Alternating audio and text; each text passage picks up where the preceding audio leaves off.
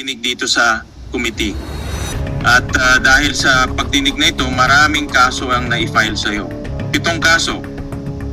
Graft and corruption case ng Ombudsman, human trafficking case ng DOJ, co-warranto case ng Solgen, tax evasion case ng BIR, money laundering case ng AMLAC, pagkansela ng birth certificate mo ng Solgen, at meron ring election code offense ng COMELEC. Ito na siguro ang tingin ko isa sa pinaka malalim at malalang criminal activity na nakita natin sa buong kasaysayan natin. Sa isang tao, halos 7 kaso ang isinampa sa iyo.